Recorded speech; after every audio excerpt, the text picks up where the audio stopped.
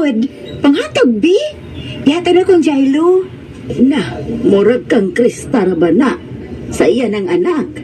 Ay da, manguha ko maoy. Kay si Kuya man ang gabuhi nila. Di man sa anak ni Kuya. Elena? Oy. Di ada ay kate. Anyway, manguha kong chocolates ha. Daghan bitaw ni. Ari na ko ma.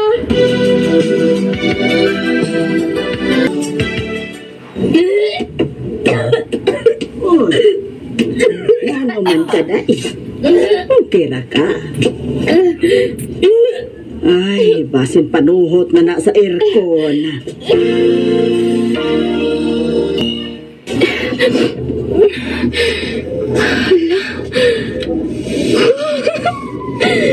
Positive dyan. Buntis dyan ko. Madiwa na ko duga.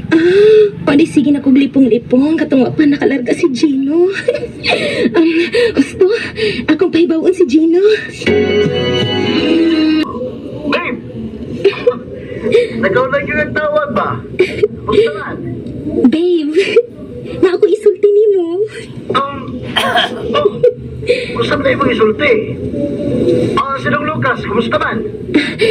Okay na si Lucas. Nagdawa sa iyang tablet. Gusto mo lang yung mong istorya. Babe, buntis ko.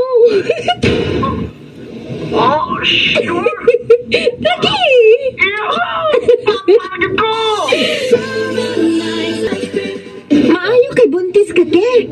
Malipay jutos Kuya. Kayo no na. Nabuntis niya slain ang yang ex while he is in Dubai. O niya, ang next niyang karelasyon ikaw. Nanay anak daan. Like, there's nothing wrong man, pero I'm just so happy for my Kuya nga naana siya owned anak, right? Yeah. But happy naman sa si Kuya nimo. Bisag di iha si Lucas. Maabitaw siya ang nagdesisyon nga sa Pinas lang ko para maatiman dyan ako si Lucas. Sa bagay, Lucas needs more attention sa mama. Kay we all know na he is special. Oh,